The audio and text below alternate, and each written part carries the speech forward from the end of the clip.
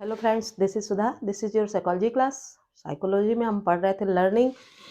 Learning का अर्थ क्या है, वो किन किन शब्दों से मिलके बना है, और लर्निंग की परिभाषाएं कौन कौन सी हैं, और किस किस राइटर की परिभाषाएं इंपॉर्टेंट है उनके बारे में भी हमने जाना।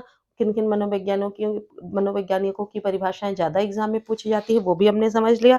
अब आज का टॉपिक हमारा होता है कि लर्निंग की विशेषताएं क्या हैं, मतलब क्वालिटीज क्या हैं, यानी अधिगम की विशेषताएं।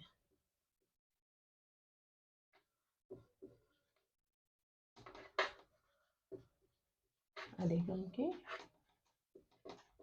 विशेषताएं, ठीक। वीडियो आपने स्टार्ट कर लिया है तो लाइक भी जरूर कर दीजिए, ठीक। लाइक कमेंट शेयर कर दीजिए, क्योंकि अधिगम की विशेषताएं बहुत इंपॉर्टेंट हैं, आपको जानना भी जरूरी है। जानकारी दूसरों में शेयर करिए, शेयरिंग इज केयरिंग, ठीक है। हम स्टार्ट करते हैं कि अधिगम की विशेषताएं कौन कौन सी हैं। पहली विशेषता है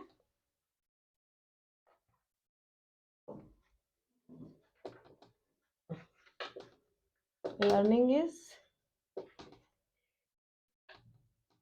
यूनिवर्सल, ठीक है।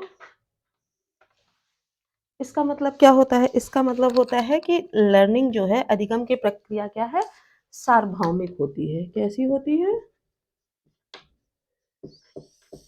सार्वभौमिक होती है कि पूरे पूरे यूनिवर्स में आप कहीं भी रहेंगे, आप सीखते ही जाएंगे। ऐसा नहीं है कि पर्टिकुलर एक प्लेस आपको निर्धारित कर दिया गया, आप उसी जगह पे सीख पाएंगे, ऐसा बिल्कुल भी नहीं है। आप पूरी धरती पे, पूरे यूनिवर्स में, कहीं भी, पूरे ब्रह्मांड में कहीं भी रहेंगे, आपका लर्निंग प्रोसेस चलता ही रहेगा, ठीक है। तो इसलिए कह सकते हैं कि क्या है, लर्निंग इज यूनिवर्सल, कि सीखना सार्वभौमिक प्रक्रिया है, ठीक है। वो कहीं भी, किसी भी दशा में, किसी भी कंडीशन में लर्निंग प्रोसेस चलता ही रहता है, ठीक है। दूसरा आपका आता है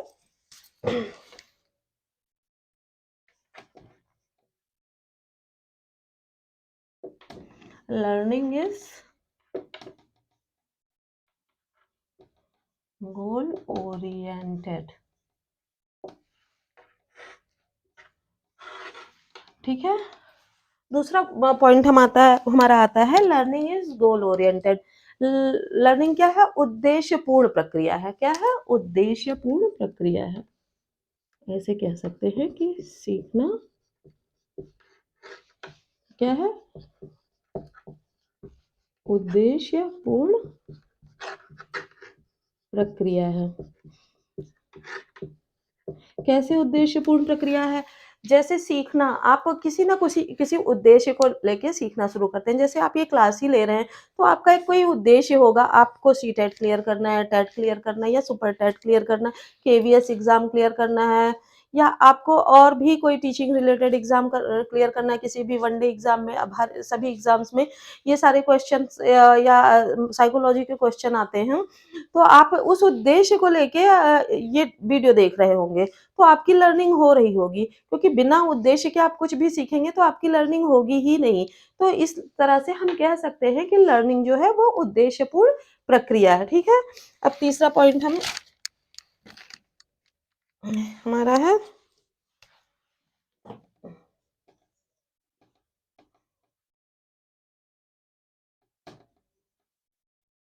learning is life long process, ठीक है। मीन्स सीखना जो है वो जीवन पर्यंत चलने वाली प्रक्रिया है, लाइफ लॉन्ग प्रोसेस है। इसको इस तरह से हम लिख सकते हैं कि सीखना जीवन पर्यंत चलने वाली प्रक्रिया है। किस तरह जीवन पर्यंत चलने वाली प्रक्रिया है? मैंने पहले भी आपको बताया था कि सीखना जो है, सीखने में आप जब व्यक्ति का जन्म होता है और जब उसकी मृत्यु होती है, तब से तब तक, जन्म से लेके मृत्यु तक व्यक्ति कुछ ना कुछ सीखता ही रहता है, जाने अनजाने व्यक्ति हर समय कुछ ना कुछ सीखता ही रहता है। कोई भी व्यक्ति किसी भी समय कुछ भी सीख सकता है। ऐसा नहीं है जैसे पढ़ने को ऐसा नहीं है कि ये बच्चा 3 साल का हुआ तभी उसका स्कूल में एडमिशन कराया वो सीखा। नहीं, 40 साल का व्यक्ति भी अगर पढ़ने-लिखने को इच्छुक है तो वो पढ़ लिख सकता है, सीख सकता है। या कोई बूढ़ा आदमी 60 साल का भी हो गया, ड्राइविंग लाइसेंस भले ही उसका एक्सपायर हो गया हो, फिर भी वो ड्राइविंग सीख सकता है, ठीक है? तो किसी भी उम्र में कोई भी व्यक्ति कोई भी कार्य सीख सकता है, कोई भी चीज़ बशर्ते उसकी इच्छा शक्ति प्रबल होनी चाहिए, ठीक है? तो सीखना क्या है जीवन पर्यंत चलने वाली प्रक्रिया है, ठीक है? आते हैं नेक्स्ट पॉइंट पे।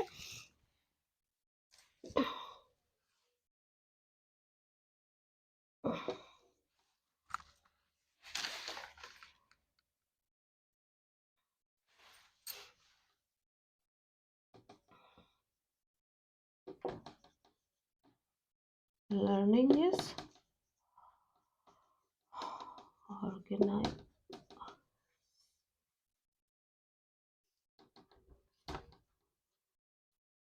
ऑर्गेनाइजेशन ऑफ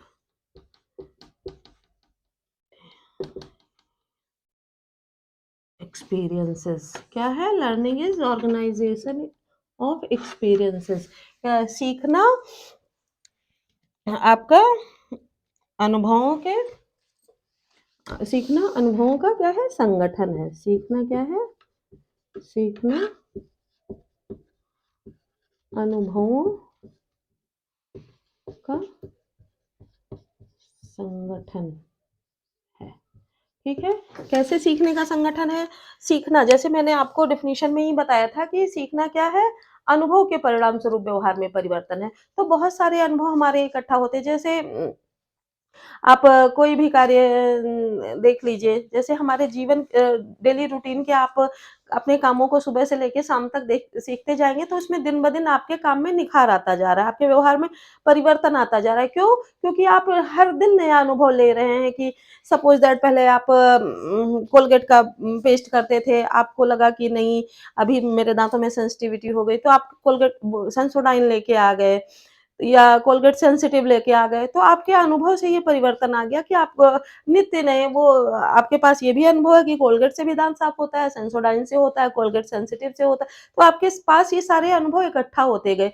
या आप खाना बनाने की प्रक्रिया ही ले लीजिए, खाना बनाने में पहले आपको पहले दाल-चावल बनाना ही आता था, आसान था, फिर आपने रोटी देखते-देखते रोटी सीख ली या सब्जी की पहले एक वैरायटी होती थी, अब बहुत वैरायटी सीख ली। या आप कोर्स की लर्निंग को ले लीजिए, पहले ये होता था एक सब्जेक्ट का एक ही स्पेशलिस्ट होता था, अब ऐसा नहीं है, वही व्यक्ति आपको हिंदी भी पढ़ा रहा है, वही व्यक्ति आपको साइकोलॉजी पढ़ा रहा है, वही आपको इंग्लिश भी पढ़ा रहा है, तो वो कैसे पढ़ा रहा है? क्योंकि उसने सीखा है, उस चीज़ को सीखा है, ऐसा नहीं है जन्म से वो लेके पैदा हुआ। वो ज्ञान उसने सीखा है और उन सारे ज्ञान उस सब्जेक्ट के बारे में उसने अनुभव किया और उन अनुभवों के संगठन उन अनुभवों को आपको वो दे रहा है। तो इस तरह से हम कह सकते हैं कि ये सीखना जो है वो अनुभवों का संगठन है। पाँचवा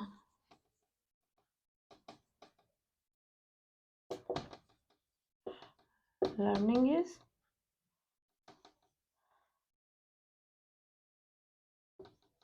प्रोसेस ऑफ एडजस्टमेंट।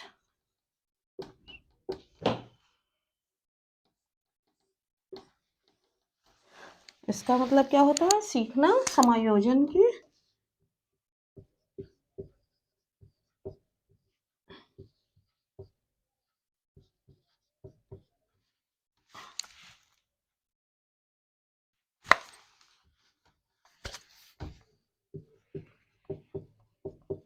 समायोजन की प्रक्रिया है।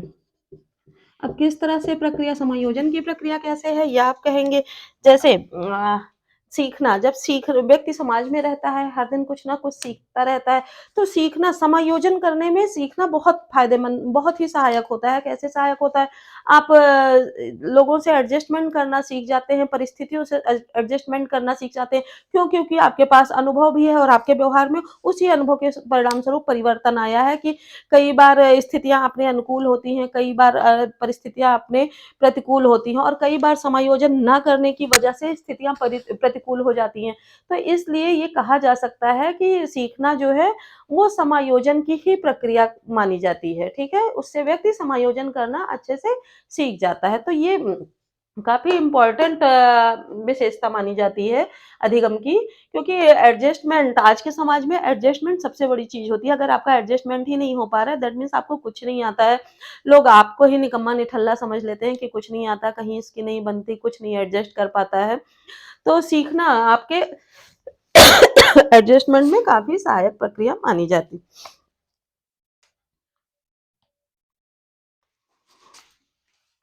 नेक्स्ट हमारा आता है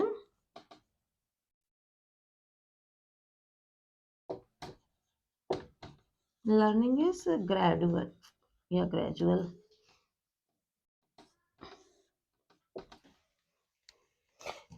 लर्निंग इज ग्रेजुअल। ग्रेजुअल कैसे हो गई? ये एक क्रमिक प्रक्रिया है। कैसी प्रक्रिया है सीखना?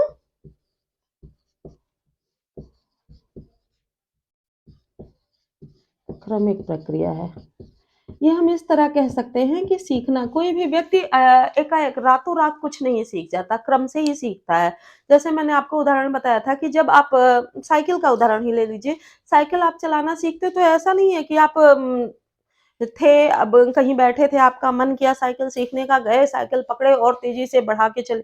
नहीं, अगर कोई बहुत जल्दी भी सीखता है तो कहीं न कहीं उसने कुछ न कुछ अनुभव लिया होता है, कहीं न कहीं उसने सीखा होता है, अब चाहे अनुभवों के माध्यम से या किसी के काम करने या सिखाने के माध्यम से, तभी वो सीख सकता है। कभी सीखने की प्रक्रिया एकाएक या अचानक नहीं होती है। ठीक है? उसमें एक क्रम निर्धारित है, पहले वो साइकिल उठाता है, होल्ड करना सीखता है, पैडल चलाना सीखता है, फिर बैठना सीखता है, हैंडलिंग सीखता है कि उसको कैसे बैलेंसिंग करें, तब वो साइकिल चलाना सीखता है। एकाएक साइकिल उठाया और चल दिया, ऐसा किसी के साथ होता ही नहीं है। या हम और मान लिया कि छोटा बच्चा पैदा हुआ और हम माने कि वो 6 महीने तक लेटा, उसके बाद अचानक से वो खड़ा हुआ और चलने लग गया, तो ऐसी कोई प्रक्रिया नहीं होती। वो क्रमबद्ध तरीके से होती है, पहले वो बॉडी होल्ड करता है, बैठना सीखता है, फिर धीरे-धीरे कुछ पकड़ के खड़ा होना सीखता है, एक-एक कदम आगे बढ़ाता है, फिर वो छोड़ के चलना सीखता है। तो इस तरह से हम कह सकते हैं कि सीखने की ये विशेषता जो है कि वो सीखना एक क्रमिक प्रक्रिया है, वो क्रमबद्ध तरीके से ही चलती है, ऐसा नहीं है कि अचानक से ही लर्निंग हो जाती है, ठीक है? नेक्स्ट हमारा आता है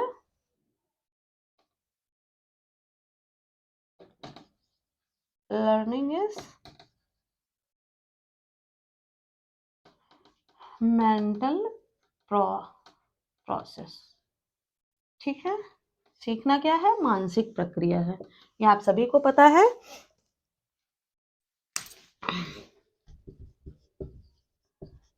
सीखना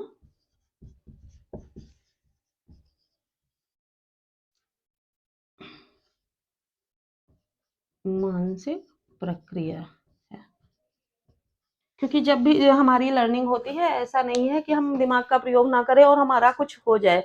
हम कोई चीज़ जान जाएँ, कुछ भी सीखना है, चाहे वो साइकिल चलाना सीखना हो, चाहे रोटी बनाना सीखना हो, खाना बनाना सीखना हो, चलना, उठना, बैठना, कुछ भी सीखना हो या सब्जेक्ट रिलेटेड चीज़ें सीखनी हो, हर जगह आपके मस्तिष्क का यूज़ होता ही है।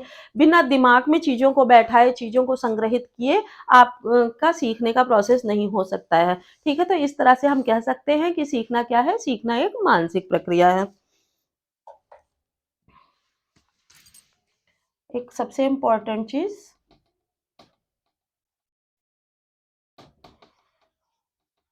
Learning is depend on activeness. सीखने की प्रक्रिया कभी कब होती है? जब व्यक्ति में सक्रियता सीखना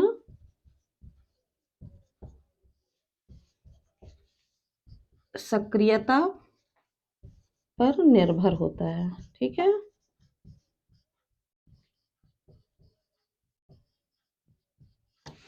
कैसे निर्भर होता है? जब आप सीखने के लिए सक्रिय नहीं रहेंगे, जैसे मैं आपको अधिगम की विशेषताएँ बता रही हूँ, आप ये समझना नहीं चाह रहे हैं, बिल्कुल सक्रिय नहीं है चीज़ को सीखने के लिए। आप में एक्टिवनेस नहीं है, आप ऊँघ रहे हैं, सो रहे हैं, तो आपको पता ही नहीं चल रहा है मैं कौन-कौन से पॉइंट बता रही हूँ, अभी तक मेरे कितने पॉइंट हो गए, अब ये पेज ओवर होने वाला है, अभी ये रब होने वाला है, चीज़ों को नोट डाउन कर लें, ऐसा नहीं होगा। जब आप सक्रिय होंगे तो आपको ये होगा कि मैम का पेज तो भरने वाला है, जल्दी-जल्दी चीज़ें नोट डाउन कर लूँ या स्क्रीनशॉट ले लूँ, कुछ भी कर लूँ क्योंकि मेरे नोट्स इनकम्प्लीट रह जाएँगे, अगर आप में एक्टिवनेस है। तो इस तरह से ये कह सकते हैं कि सीखने के लिए एक्टिवनेस होना बहुत ज़रूरी है। जब तक व्यक्ति में सक्रियता नहीं होती है, तब तक उसकी लर्निंग नहीं हो सकती है, ठीक है? आई बात समझ में? इतने में कोई प्रॉब्लम समझने में? आई होप कोई प्रॉब्लम नहीं होगी, होगी तो आप कमेंट सेक्शन में ज़रूर डाल दीजिएगा। अभी तक के मेरे पॉइंट जितने हो गए हैं मैं आपको फिर से बता देती हूँ। लर्निंग इज़ यूनिवर्सल, तो सार्वभौमिक प्रक्रिया है। Learning is goal oriented means सीखना उद्देश्यपूर्ण प्रक्रिया है। Learning is life long process means जीवन पर्यंत चलने वाली प्रक्रिया है। Learning is organization of experiences means वो सीखना क्या है? अनुभवों का संगठन है। Next one is learning is process of adjustment, सीखना क्या है? समायोजन की प्रक्रिया, क्योंकि सीखने से ही समायोजन होता है। लर्निंग इज़ ग्रेजुअल मीन्स कि आप सीखना जो है वो क्रमिक प्रक्रिया है, वो क्रमबद्ध तरीके से ही होगी, कभी अचानक नहीं होगी। लर्निंग इज़ मेंटल प्रोसेस, यह एक मानसिक प्रक्रिया है जिसमें आप बगैर अपने मस्तिष्क का प्रयोग किए कुछ भी अननोइंगली कुछ भी नहीं कर सकते हैं। Learning is depend on activeness, किस पे डिपेंड करती है? एक्टिवनेस पे। आपको एक्टिव होना बहुत ज़रूरी है लर्निंग के लिए। अब आते हैं हम नेक्स्ट पॉइंट पे।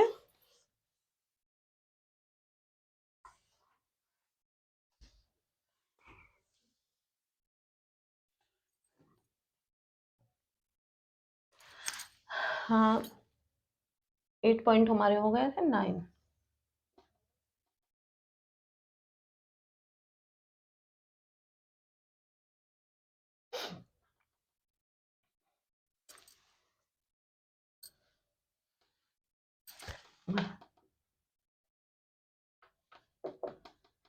Learning is positive and negative.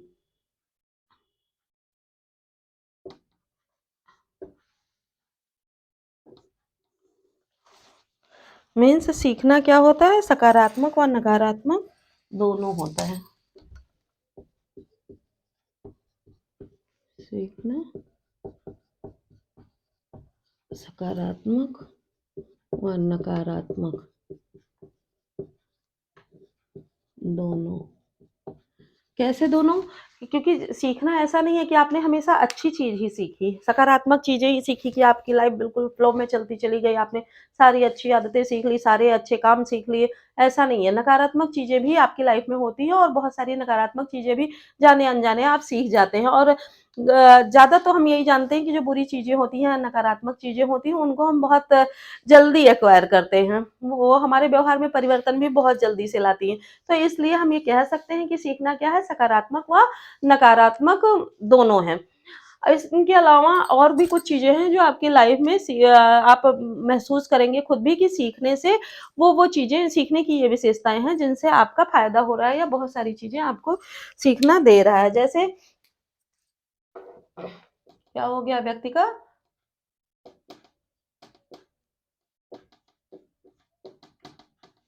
सीखने से सर्वांगीण विकास। व्यक्ति का सर्वांगीण विकास कैसे होता है? सीखने से ही। जब आप सीखने के माध्यम से आप अपना हर तरह से विकास कर सकते हैं, चाहे कार्य क्षेत्र में हो, चाहे नौकरी के क्षेत्र में हो, चाहे घर-परिवार में हो या आप समाज में अपनी समाज में आपका एडजस्टमेंट हो, तो हर तरह से हम भाई सीखेंगे तभी तो हम नौकरी पाएँगे। सीखेंगे अब सीखने में मैं एजुकेटिव फील्ड में कहें पढ़ाई आप करेंगे तभी आप कुछ नया सीखेंगे, तभी एग्ज़ाम आप कॉम्पीट कर पाएँगे। या अगर लाइफ की बात करें, आप में समायोजन क्षमता अच्छी होगी, समायोजन आप अच्छा कर पाएँगे, तो समाज में अच्छा कर पाएँगे। घर-परिवार में भी अगर आपका एडजस्टमेंट अच्छा रहेगा, सबके अनुकूल व्यवहार करेंगे, तभी आपका एडजस्टमेंट अच्छा हो पाएगा, तभी आपका पारिवारिक जीवन सफल होगा। तो इस तरह से हम कह सकते हैं कि सीखना जो है, वो व्यक्ति के सर्वांगीण विकास में सहायक होता है, ठीक है? नेक्स्ट पॉइंट आपका है जीवन के लक्ष्य प्राप्ति में सहायक।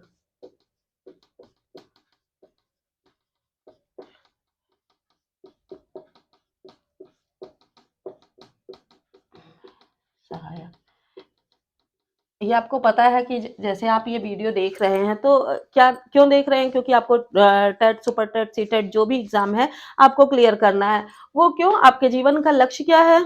उद्देश्य पूर्णता की बात मैंने की थी, उसी से मिलता-जुलता कुछ है। ये आपके लक्ष्य को पूरा कराने में सफल करा रहा है सीखना, क्योंकि जब आप सीख जाएँगे, आप अच्छे से एग्ज़ाम दे पाएँगे, आपका लक्ष्य जो है आप एग्ज़ाम क्लियर कर पाएँगे, आपकी नौकरी लगेगी, तो आपके जीवन के जैसे आपको नौकरी मिल गई तो जीवन पैसा भी मिल रहा है, तो आपका लक्ष्य आप कंप्लीट हो गया। आपको टीचर बनना था, आप टीचर बन चुके या आपको जिस भी फील्ड में जाना हो, वन डे एग्ज़ाम में भी ऐसे क्वेश्चन आते हैं या आप आईएएस, पीसीएस की तैयारी कर रहे हैं, तो आपने वो एग्ज़ाम क्रैक कर लिया। आपका लक्ष्य था पीसीएस बनना, आप पीसीएस बन गए। तो इस तरह से जीवन के लक्ष्य की प्राप्ति में भी सहायक होता है, ठीक है?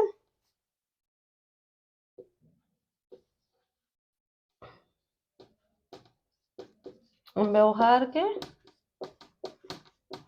परिमार्जन में सीखना क्या होता है? किसमें उपयोगी होता है? व्यवहार के परिमार्जन में। जब मान लीजिए आपकी कोई गंदी आदत पड़ गई, आपको ट्रेनिंग दी जा रही है, नई आदत गंदी हो गई, अब आप अच्छी आदत सीखिए, तो आप उस अच्छी आदत को सीखते हैं, तो आपके व्यवहार में परिमार्जन होता है, मीन्स आपका व्यवहार परिवर्तित होता है। तो व्यवहार के परिमार्जन में भी सीखना बहुत उपयोगी होता है, ठीक है? तो इतनी बात आपके समझ में आ गई। एक और चीज़ है कि हाँ, सबसे इम्पोर्टेंट चीज़ कि स्वयं को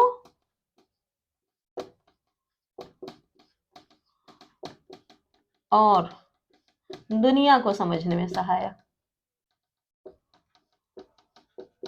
ये हमारे आपके समाज की बातें हैं, हम जिनको डेली रूटीन में समझते हैं कि हाँ, सीखने से ये हुआ है। दुनिया को समझने में सहायक। सीखना जो है स्वयं को और दुनिया को समझने में सहायक होता है। किस तरह से सहायक होता है? जब आप सीख जाते हैं, चीज़ों को समझ जाते हैं, आप किस हिसाब आपका समायोजन अच्छा होता है, तो आप उसमें स्वयं को, अपनी शक्तियों को समझ जाते हैं कि मैं क्या कर सकता हूँ, मैं क्या-क्या चीज़ें सीख सकता हूँ, मेरे अंदर कितनी शक्तियाँ हैं। तो व्यक्ति आप अपने आप को भी समझ जाता है और दुनिया को कि अगर आप प्रैक्टिकली ले लें तो आप ये समझेंगे कि आपने पढ़ लिया, आपको नौकरी मिल गई। नौकरी मिल गई तो आप दुनिया का व्यवहार आपके लिए कैसा होता है और जब आप बेरोज़गार होते हैं तब दुनिया का व्यवहार आपके लिए कैसे होता है। तो इस तरह से आप ये समझ जाते हैं कि जो कुछ भी हासिल होगा मुझे अपने करने से ही हासिल होगा। तो इस तरह से हम कह सकते हैं कि सीखने से आपको स्वयं को समझने में और दुनिया को समझने में सहायता मिलती है। तो सीखना की एक विशेषता क्या है कि स्वयं को और दुनिया को समझने में आपकी सहायता करता है, ठीक है? तो इस तरह से हमने सीखने की विशेषताएँ पढ़ ली। सीखने की विशेषताएँ आई होप आप सबको समझ में आ गई होंगी। किसी तरह की कोई प्रॉब्लम हो, कमेंट सेक्शन में आप ज़रूर डालिएगा, ठीक है? अब थोड़ा-सा हम डिस्कस कर लेते हैं, सीखने को प्रभावित करने वाले कारक। अभी थोड़ा आपको पढ़ाऊँगी, बाकी आज चैप्टर वीडियो काफ़ी बड़ा हो जाएगा, तो चैप्टर कंप्लीट नहीं हो पाएगा। पर मैं थोड़ा-सा आपको क्या-क्या चीज़ें इंक्लूड होती हैं, वो मैं आपको बताती हूँ।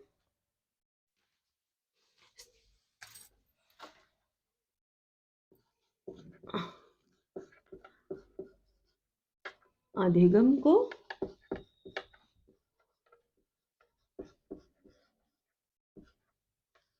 प्रभावित करने वाले कारक। जब भी हम कुछ सीखना शुरू करते हैं, तो देखिए ऐसे भी जब हम कोई काम करने चलते हैं उसमें बाधाएँ आपको दिखती ही रहती हैं, कहीं न कहीं से कुछ न कुछ बाधाएँ आती रहती हैं। तो वैसे ही जब हम सीखना शुरू करते हैं, कुछ भी सीखना शुरू करते हैं, तो उसमें कुछ ऐसे फैक्टर्स होते हैं जो हमको प्रभावित करते रहते हैं, जिनसे हमारा सीखना जो होता है वो उस सीखने पे काफ़ी इफ़ेक्ट पड़ता है। कभी हम जल्दी सीख जाते हैं, कभी नहीं सीखते हैं, बाधाएँ आती हैं, कभी हमारा सीखने की गति बहुत धीरे हो जाती है, कभी हम बहुत फ्लुएंटली सीखने लगते हैं। तो कुछ ऐसे फैक्टर्स होते हैं जो हमारे सीखने में बाधा डालते रहते हैं, वो फैक्टर कौन-कौन से हैं? मेन उन फैक्टर्स को हम 2 भागों में बाँट सकते हैं कि उम, आप कह सकते हैं कि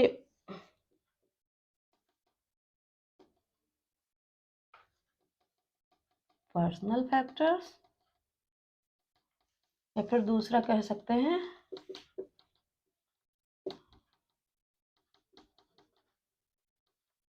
एनवायरमेंटल फैक्टर्स। ठीक है, 2 तरह के फैक्टर्स होते हैं जो सीखने को प्रभावित करते हैं। एक फैक्टर्स होता है जो अपने से रिलेटेड होता है, खुद शिक्षार्थी से संबंधित, चाहे वो हो, खुद हो या उसके आस-पास की चीज़ें हों या उसको जो सिखा रहा हो या लर्नर खुद हो या ट्रेनर हो या उसके आस-पास या साथ बैठने वाले जो हों वो चीज़ें, और उसमें कुछ कमियाँ हों वो सारी चीज़ें आती हैं पर्सनल फैक्टर्स में। दूसरी होती है एनवायरमेंटल फैक्टर। एनवायरमेंटल फैक्टर में जहाँ वो सीख रहा है, वहाँ की परिस्थिति, वहाँ का माहौल कैसा है और आस-पास के लोग कैसे हैं, तो उसको कैसा समाज मिल रहा है सीखने के बाद, वो सारी चीज़ें एनवायरमेंटल फैक्टर में आती हैं। तो आज हम पढ़ना स्टार्ट करते हैं पर्सनल फैक्टर, ठीक है? पर्सनल फैक्टर में पहला हमारा आता है, पर्सनल में शिक्षार्थी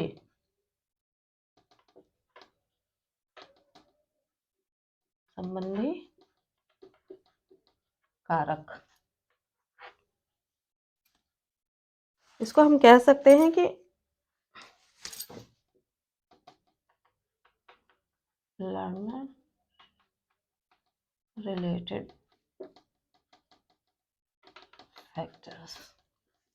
ठीक है, जो हमारा लर्नर होता है उससे संबंधित ये कारक होते हैं, कि वो जो सीख रहा है, सीखने वाले में कौन-कौन सी चीज़ें होती हैं जिसकी वजह से उसकी लर्निंग में डिफेक्ट आता है, मीन्स वो सही तरीके से नहीं ले सीख पाता है।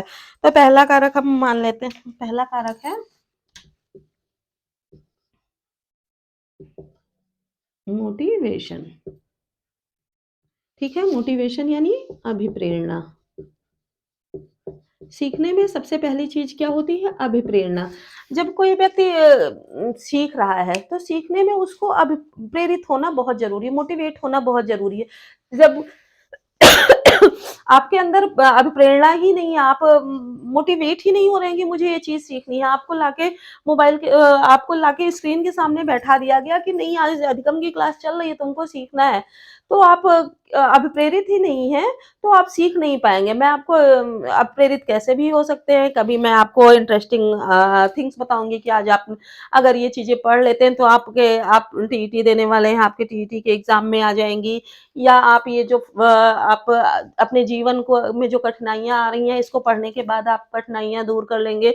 वो मोटिवेट करने का तरीका कोई भी हो सकता है। वो टीचर मोटिवेट कर रहा है या आपके माँ-बाप मोटिवेट कर रहे हैं या आपके आस-पास के लोग मोटिवेट कर रहे हैं कि हाँ, या आपके अंदर खुद मोटिवेशन जगा है कि हाँ, फलाँ ने ये पढ़ लिया और उसने एग्ज़ाम क्रैक कर लिया, तो मैं भी अब पढ़ूँगा और मैं भी एग्ज़ाम क्रैक करके रहूँगा। तो इस तरह से किसी न किसी तरीके से आपको मोटिवेट होना बहुत ज़रूरी है। अगर मोटिवेशन नहीं है आप में, तो आप एग्ज़ाम मतलब आप कोई भी चीज़ सीख नहीं सकते हैं, चाहे वो लर्निंग हो या साइकिल चलाने का उदाहरण, किसी भी किसी चीज़ को सीखने का उदाहरण आप ले सकते हैं। जब तक आप मोटिवेट नहीं होंगे, तब तक आप सीख नहीं सकते हैं। तो इस तरह से कह सकते हैं कि काफ़ी महत्वपूर्ण कारक है जो सीखने को प्रभावित करता है, ठीक है?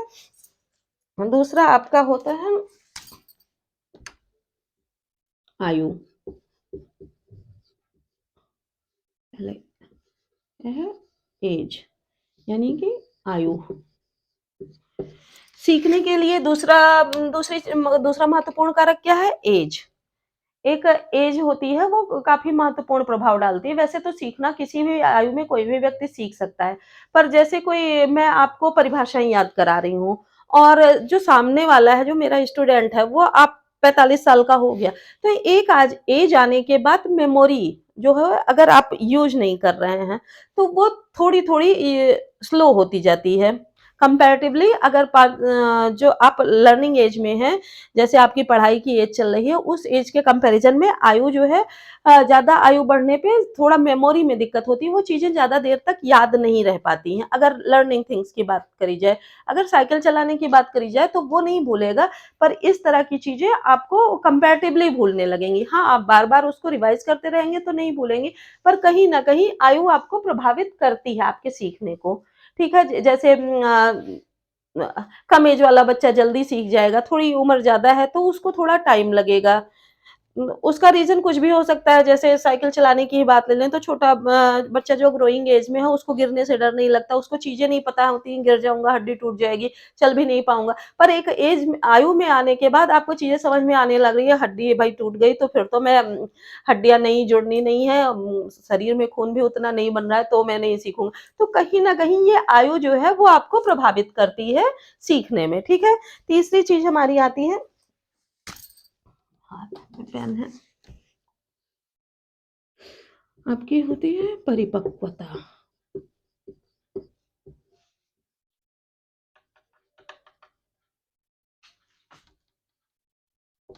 मैच्योरिटी, ठीक है? परिपक्वता, परिपक्वता जो है वो सीखने को काफ़ी हद तक प्रभावित करती है। कैसे प्रभावित करती है?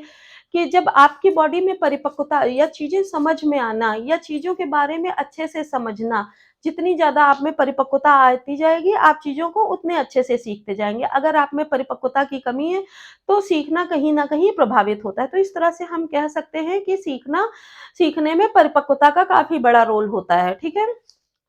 नेक्स्ट हमारा आ जाता है बुद्धि,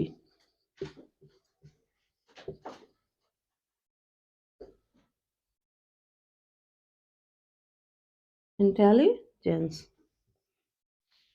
इंटेलिजेंस जो होता है आपके सीखने को काफ़ी हद तक प्रभावित करता है। जैसे जिसका इंटेलिजेंस काफ़ी अच्छा है, वो बहुत जल्दी सीख जाएगा। जिसका आईक्यू लेवल आप कह लीजिए कि 140 अबव है, उस बच्चे का क्या ही कहना, गॉड गिफ्टेड बच्चा है, उसने तो चीज़ें मिनटों में याद कर ली। और जिसका आईक्यू लेवल 70 है, तो वो बच्चा काफ़ी देर में याद करेगा, स्लो लर्नर कह सकते हैं। तो जो आपकी बुद्धि होती है, आपका इंटेलिजेंस होता है, वो सीखने को काफ़ी हद तक प्रभावित करता है, ठीक है? इंटेलिजेंस कैसे बढ़ाएँ, वो तो इंटेलिजेंस वाले चैप्टर में आपको बताऊँगी, पर हाँ, इंटेलिजेंस जो है वो आपके सीखने को प्रभावित करता है। नेक्स्ट थिंग जो आपकी आती है, रुचि,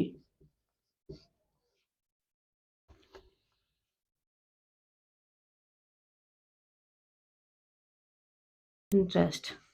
जो ये रुचि जो होती है, किसी भी चीज़ को सीखने में रुचि का बहुत महत्वपूर्ण होता है।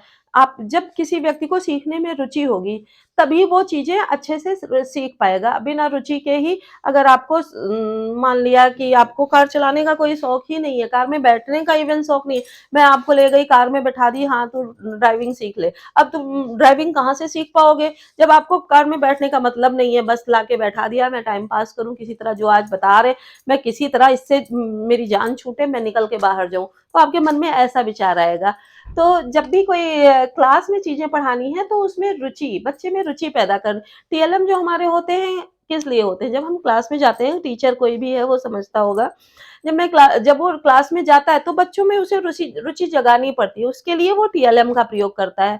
टीएलएम क्या होते हैं? बच्चों में जैसे एक चार्ट लेके गए, रंग-बिरंगा चार्ट लेके क्लास में गए, तो बच्चे देखते हैं, हाँ, मैम क्या लेके आई हैं, इसमें मैम क्या होगा, क्या, तो बच्चों में रुचि जागृत होती है। तो वो टीएलएम क्या होता है, बच्चों में रुचि जागृत करता है, जिससे बच्चे तेज़ी से सीखते हैं। आज मैम ने बैलून वाला चैप्टर पढ़ाया था, उसमें बैलून लेके आई थी, उसमें 7 बैलून थे। तो बच्चे ने क्या किया, गिनती सीख लिया। कैसे सीख लिया? क्योंकि उसका इंटरेस्ट आया कि लाल रंग के कितने बैलून हैं, पीले कितने बैलून हैं, सपोज़ दैट मैं नंबर्स पढ़ा रही हूँ। तो रुचि जगाना बहुत ज़रूरी है। जब रुचि जग गई, तो बच्चा आसानी से सीख गया। तो इस तरह से हम कह सकते हैं कि रुचि का या इंटरेस्ट का लर्निंग में काफ़ी महत्वपूर्ण रोल है। नेक्स्ट हमारा आता है थकान,